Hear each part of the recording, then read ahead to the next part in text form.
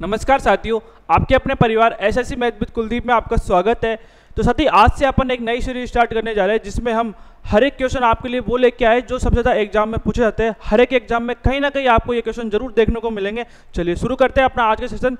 तो सबसे पहला क्वेश्चन आपके सामने है, इसको पढ़ो एक बार समझो क्या कह रहा है क्वेश्चन। देखिए, जब संख्या 7, 11, 18, 23 में प्रत्येक में x जोड़ा जाता है तो इस प्रकार प्राप्त संख्याएं एक दूसरे के समानुपाती हो जाती है। ठीक है, उसके बाद में क्या बोला, तो हमें x माइनस 1 और 2x माइनस 10 का मध्य अनुपाती मीन प्रोपोर्शनल आपको इसमें फाइंड करना है। देखो साथी, ये जो क्वेश्चन हमारे पास है ना, ये क्वेश्चन आपको हर एक एग्जाम में कहीं ना कहीं कंफर्म में देखने को जरूर मिलेगा। मोस्ट रिपीटेड क्वेश्चन है ये। और देखो, इसमें हमारे पास एक ही क्वेश्चन में दो क्वेश्चन बन रहे हैं। कई बार क्या होता है ना, यहाँ तक आपके पास क्वेश्चन बनता है कि हमें उस नंबर की वैल्यू निकालनी है, इस ओनली फॉर एक्स की वैल्यू निकालनी होती है। कई बार यहाँ पे मीन प्रोपोर्शनल दे रखा होता है, थर्ड प्रोपोर्शनल भी आपके पास पूछ सकता है। ठीक है, इस तरीके से कुछ भी क्वेश्चन आपको बना सकता है, लेकिन यहाँ से तो कॉमन क्वेश्चन है, यहाँ से तो आपको कंफर्म में पूछेगा ही पूछेगा। तो इस तरह के क्वेश्चन को आपको कैसे एग्जाम में डील करना है, देखिए नंबर हमारे पास क्या है, 4 नंबर हमारे पास है, 7 है, उसके बाद में 11, फिर 18 और अपने पास चौथा नंबर साथी यहाँ पे 23 है। ठीक है, ये 4 नंबर दे रखे हैं। इसमें हमें ऐसा नंबर जोड़ना है, ऐसा नंबर ऐड करना है ताकि ये सारे के सारे नंबर क्या हो, एक दूसरे के समानुपाती हो जाए। तो इस क्वेश्चन को करने के काफ़ी सारे तरीके आपने पढ़े होंगे, लेकिन हमें वो तरीका पढ़ना है जो आपके एग्जाम पॉइंट ऑफ व्यू से काफ़ी ज़्यादा इंपॉर्टेंट है और सटीक है और इजीली कम टाइम में आप उसको कर पाओगे। ठीक है, देखो कैसे करोगे आप इसको एग्जाम में। देखो सबसे पहले क्या करेगा, इस तरीके से 4 नंबर को आपको लिख लेना है, फिर यहाँ पे फर्स्ट और सेकंड नंबर का आप क्या लो, डिफरेंस लो। 7 और 11 का डिफरेंस हमारे पास आएगा 4 और 18 और 23 का डिफरेंस अपने पास हो गया 5। इन दोनों का हमें रेशो ले लेना है भाई, 2 नंबर का डिफरेंस लेना है, इनका डिफरेंस लेना है, फिर उनका रेशो लेना है। अब उसके बाद में क्या स्टेप करनी है, इस बात को समझना। आप इस 4 को हमें इस 18 से मल्टीपल करना होगा और इस 7 को हमें इस 5 से मल्टीपल करना होगा। देखो 18 चौक कितना बनेगा, 72 बनेगा, 72 माइनस करेंगे इसमें 7 पंजे 35 से। ये जो स्टेप हम कर रहे हैं उनको आप अच्छे से नोट कर लेना, अच्छे से समझ लेना। ठीक है, ताकि आपको कम टाइम में इक्वेशन इजीली बना पाओ। उसके बाद में देखो, ये जो रेशो निकला हमारे पास 4:5, इसका हमें डिफरेंस ले लेना है। तो 4 में से इन दोनों का डिफरेंस अपने पास कितना हो गया, 1 हो गया। फिर उसका हमें मोड लेना है ताकि हमारा जो क्वेश्चन है, हमारा जो आंसर आएगा वो क्या आएगा, यहाँ पे पॉजिटिव ही आना चाहिए, हमेशा नेगेटिव नहीं आना चाहिए। मोड का मतलब अपने पास ये होता है। अब 72 में से अगर हम 35 माइनस करेंगे तो कितना बनेगा, 37 बनेगा। नीचे बटे में 1 था, इसका कोई रोल होता नहीं है। इसका मतलब वो जो नंबर हमने ऐड करा है वो कितना हो गया अपने पास, 37 हो गया। ठीक है, यहाँ तक अपना एक क्वेश्चन कंप्लीट हो गया। कई क्वेश्चन में कई बार आपको एग्जाम में ओनली फॉर यहाँ तक ही क्वेश्चन बन सकता है कि x की वैल्यू आपको निकालनी होती है, जो कि अपने पास कितनी आती है, इस तरीके से आप निकालो तो अपने पास कितनी आई है, 37 आई है। अब क्वेश्चन आगे क्या पूछा गया है कि आपको यहाँ से x माइनस 1 और 2x माइनस 10 का आपको मीन प्रोपोर्शनल निकालना है। देखो, तो मीन प्रोपोर्शनल निकालने के लिए आपको एक फॉर्मूला बता रहा हूँ, डायरेक्ट आपको इस तरीके से करना है तो आपको कुछ ही सेकंडों में मीन प्रोपोर्शनल आप निकाल सकते हो। तो x बराबर होता है अपने पास √ab। मध्य अनुपाती के लिए आपको ये फॉर्मूला पता होना चाहिए, क्या होगा, x बराबर √ab। a और b यहाँ पे वो 2 नंबर है, तो देखो ये हमारे पास a हो गया और साथ ही ये अपने पास b हो गया। हमें इसका रूट लेना है। तो देखो x की वैल्यू हमारे पास कितनी आई थी, 37 आई थी। तो 37 में से 1 माइनस करेंगे तो कितना बनेगा, 36 मल्टीपल 37 दूना 74 में से 10 माइनस करेंगे तो ये बनेगा 64। इसका हमें रूट लेना ताकि हम यहाँ पे मध्य अनुपाती निकाल सके। देखो 36 का रूट 6 मल्टीपल 64 का रूट अपने पास 8, तो 8 6 48। ऑप्शन नंबर डी इसका राइट आंसर होगा। तो साथ ही इस तरह के क्वेश्चंस को आपको एग्जाम में ऐसे ही बनाना है ताकि आप कम टाइम में कुछ ही सेकंडों में इसका आंसर निकाल सकते हो। समझ में आए सभी को। चलिए अगला क्वेश्चन हम बनाते हैं।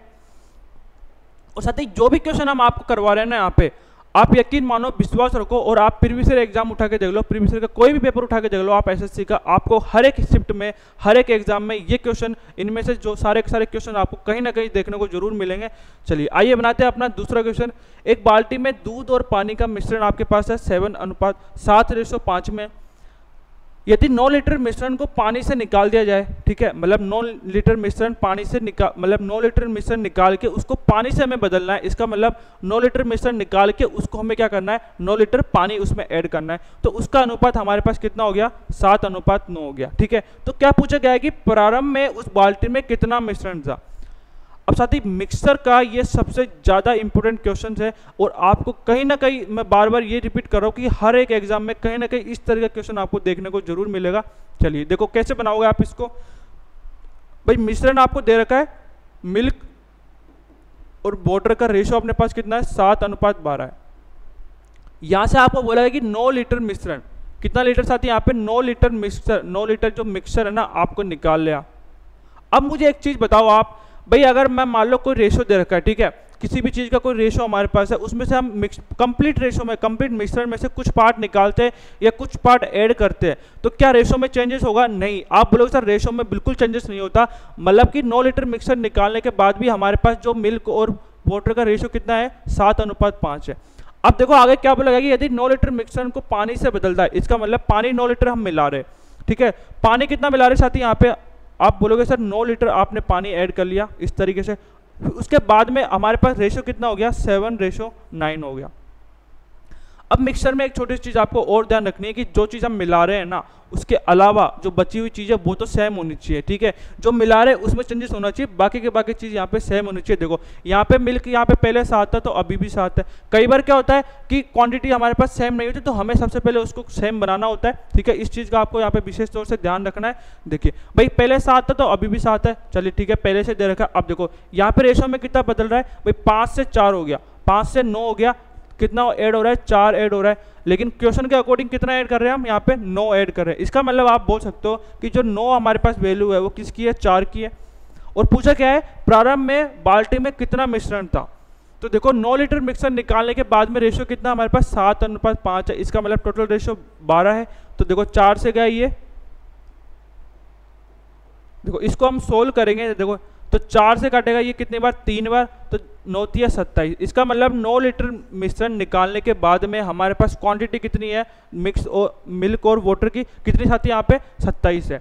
अब ये तो 9 लीटर मिला निकालने के बाद में है, लेकिन प्रारंभ में पूछा है ना हमें, इसका मतलब 9 लीटर भी हमें मिलाना होगा इसमें वापिस से, तो 27 में 9 ऐड करेंगे तो अपने पास कितना बनेगा 36 लीटर बनेगा। इसका मतलब जो प्रारंभ में उसमें मिक्सचर था वो कितना था 36 लीटर मिश्रण था, ठीक है थी। और इस तरीके से कोई भी क्वेश्चन आपको देखने को मिलता है तो उसको आपको इस तरीके से ही डील करनी है।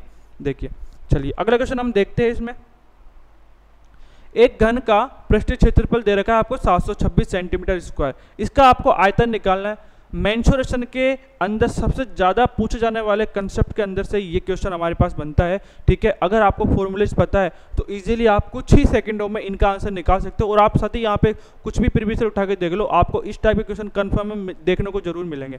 देखो क्या दे रखा है घन का पृष्ठीय क्षेत्रफल, आपको पता है भाई घन का पृष्ठीय क्षेत्रफल हमारे पास 6 × भुजा स्क्वायर, उसकी वैल्यू अपने पास कितनी है 726 है, उसकी वैल्यू साथ ही अपने पास कितनी रखी है यहाँ पे 726 है। तो सबसे पहले आप भुजा निकालोगे, भाई भुजा निकालोगे तभी तो आयतन निकाल पाओगे।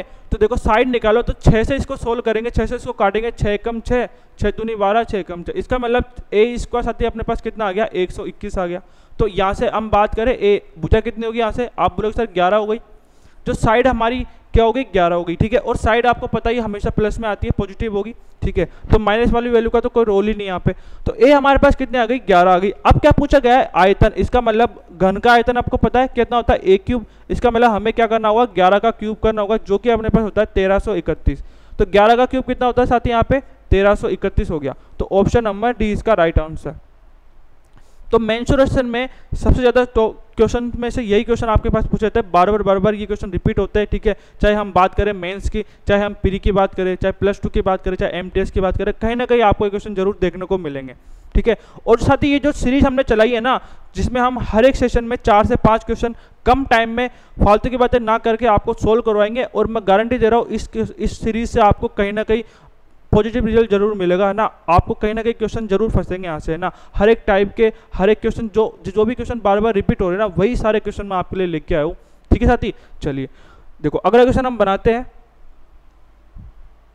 एक वस्तु पर 20% छूट देने के बाद प्रशांत उसे 2160 रुपये में बेच देता है और 28% का लाभ कमाता है, ठीक है। उसके बाद में यदि वस्तु को बिना किसी छूट के बेचा जाता है तो लाभ कितना होगा, ये आपको इसमें फाइंड करना है। देखो ये प्रॉफिट एंड लॉस का क्वेश्चन है ना, काफी मजेदार क्वेश्चन है। एक चीज मैं आपको इसमें बता देता हूँ, देखो अगर किसी क्वेश्चन में आपको प्रॉफिट परसेंटेज भी दे रखा है और डिस्काउंट परसेंटेज भी दे रखा है, दोनों साथ साथ दे रखे हैं ना, तो वहां आपको एक चीज का ध्यान रखना होगा कि MRP और CP का रेशो, MRP और CP का जो रेशो अपने पास डायरेक्ट होगा। देखो MRP की बात करें तो लाभ कितना है यहाँ पे 128, मतलब लाभ कितना है साथ ही यहाँ पे 28% का। तो 100 में जितना लाभ होता है, जितना प्रॉफिट होता है ना, उसको हम देखो अगर लाभ होगा तो 100 में ऐड कर देंगे, ठीक है। और अगर लॉस होता है तो 100 में माइनस करेंगे तो इस तरीके से हमारे पास क्या निकलेगा, MRP, मतलब कि 100 प्लस माइनस, देखो प्लस होगा तो प्रॉफिट और लॉस होगा तो अपने पास इसको माइनस करेंगे, और CP का जो वैल्यू निकलेगी वो कैसे निकलेगी, डिस्काउंट परसेंटेज से, मतलब डिस्काउंट कितना है यहाँ पे 20% का,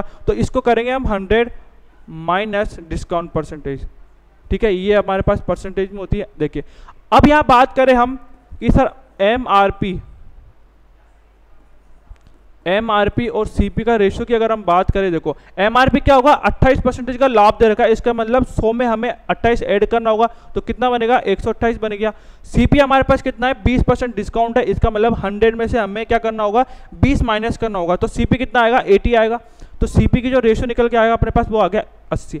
अब इनका क्या करो आप, इनका रेशियो ले लो, देखिए इनको काटते हैं अपन 16 से गया ये 8 बार और साथ ही 16 से गया ये 5 बार, तो फाइनल रेशियो हमारे पास कितना आ गया, MRP और CP का 8:5 आ गया। आगे क्या बोला गया है, यदि वस्तु को बिना किसी छूट के बेचा जाए, इसका मतलब जो MRP थी ना, मतलब देखो एक चीज और समझो इसमें, जो डिस्काउंट परसेंटेज होता है अपने पास, जो डिस्काउंट हम देते हैं ना वो देते हैं MRP के ऊपर, डिस्काउंट जो होगा हमारा MRP पे होगा, और साथ ही जो प्रॉफिट एंड लॉस होता है, प्रॉफिट एंड लॉस जो होगा हमारे पास वो हमेशा किस पे होगा, CP के ऊपर हम कैलकुलेशन करते हैं इसकी। ये दो चीज़ें आपको ध्यान रखनी है कि डिस्काउंट परसेंटेज हम किस पे कैलकुलेट करेंगे, MRP के ऊपर, और प्रॉफिट परसेंटेज और लॉस परसेंटेज साथ ही अपन क्या करेंगे उसको CP के ऊपर, कॉस्ट प्राइस यानी क्रय मूल्य के ऊपर उसको कैलकुलेट करते हैं अपन, ठीक है। ये दो चीज़ें आपको बेसिक चीज़ है, इसका आपको ध्यान रखना है। देखिए बात करें डिस्काउंट की, तो देखो डिस्काउंट जहाँ दे रखा है वहाँ रेशो क्या निकलेगा, MRP और SP का रेशो निकलेगा, मतलब कि 10% का डिस्काउंट है ना आपके पास, तो 10 की वस्तु 9 में बेच रहे हो आप, 10% क्या होता है, 1/10 होता है, मतलब 10 की वस्तु आप 9 में बेच रहे हो, 1 का डिस्काउंट करके, तो जो 9 आएगा अपने पास वो क्या आएगा, यहाँ पे SP आ जाएगा। तो आपको ध्यान रखना है कि डिस्काउंट की बात करें ओनली फॉर डिस्काउंट की, तो MRP और SP का रेशो यहाँ से निकल के आता है। अब देखो क्या बोला गया, यदि वस्तु को बिना किसी छूट के बेचा जाए, मतलब पहले जो 100% छूट होगी वहाँ पे, ठीक है, बिना किसी छूट के, मतलब जो पहले MRP था ना, जो पहले MRP था अब वो क्या हो गया यहाँ पे SP हो गया। भाई MRP यहाँ पे अपने पास 8 था, तो बिना किसी छूट के बेचा था, मतलब जितने की खरीदी उतने की बेचती, इसका मतलब SP साथ ही कितना हो गया यहाँ पे अपने पास 8 हो गया। SP हमारे पास कितना हो गया, नया SP कितना हो गया, 8 हो गया। सभी को समझ आया यहाँ तक। अब देखिए बात करें हम यहाँ CP की, अब देखो प्रॉफिट परसेंटेज आपको निकालना है, तो अभी जस्ट मैंने आपको बताया कि प्रॉफिट परसेंटेज या लॉस परसेंटेज किस पर निकलता है, हमेशा CP के ऊपर कैलकुलेशन करेंगे अपन, CP के ऊपर निकलेगा। तो देखो CP हमारे पास कितना है, CP अपने पास साथ ही यहाँ 5 है, और SP हमारे पास कितना हो गया, 8 हो गया। CP 5 है, SP 8 है। देखो 5 की वस्तु को 8 में बेच रहा है, भाई 5 की खरीदी हमने और 8 में बेच दी, तो 3 का प्रॉफिट हुआ, किसके ऊपर, 5 के ऊपर, क्योंकि प्रॉफिट और लॉस हमेशा हमेशा क्या होगा, CP के ऊपर हम कैलकुलेट करते हैं, तो 5 हमेशा बेस में आएगा, CP हमेशा बेस में आएगा। परसेंटेज के लिए आपको क्या करना है, 100 से मल्टीपल कर देना है इसको। देखिए फिर सोल्व कर लीजिए, 5 से गया ये 20 बार और 20 दिया 60, इसका मतलब जो प्रॉफिट परसेंटेज अपना होगा वो कितना होगा, 60% हो गया। ऑप्शन नंबर बी इसका राइट आंसर हो गया। अब देखिए एक छोटी सी चीज और मैं आपको इसमें समझा देता हूँ कि अगर आपको प्रॉफिट एंड लॉस में परसेंटेज के अंदर क्वेश्चन दे रखा है और परसेंटेज में ही आंसर आपको निकालना है ना, परसेंटेज में क्वेश्चन देके परसेंटेज में आंसर निकालना है, तो ये जो नंबर आपको दे रखा था 2160, इसका कहीं कोई यूज नहीं होता। यूज आप कर सकते हो अलग मेथड से, आप क्वेश्चन सोल्व करो ना तो वहां आप यूज कर सकते हो, लेकिन अगर प्रॉफिट परसेंटेज में देख के परसेंटेज में क्वेश्चन आपको पूछा जाता है ना, तो कहीं यूज करने की जरूरत नहीं है, आपको इस तरीके से ही इसको सोल्व करना पड़ेगा। ठीक है साथी, तो ये हमारे पास कुछ क्वेश्चन थे जो कि हमने आज की क्लास में डिस्कस करे, और ये मोस्ट रिपीटेड क्वेश्चन है आपके पास, और ये सीरीज हम कंटिन्यू चलाएंगे जब तक कि आपकी एग्जाम नहीं हो जाती है। और साथ ही विश्वास रखना इस सीरीज के अंदर से कहीं ना कहीं आपको कुछ ना कुछ फायदा जरूर मिलेगा, तो लास्ट तक बने रहिएगा, अपने इस सीरीज को प्यार करते रहिएगा और बने रहिए SSC मैथ विद कुलदीप के साथ। मिलते हैं बहुत जल्द अपने एक कुछ नए और मजेदार क्वेश्चन के साथ, जब तक के लिए जय हिंद, धन्यवाद।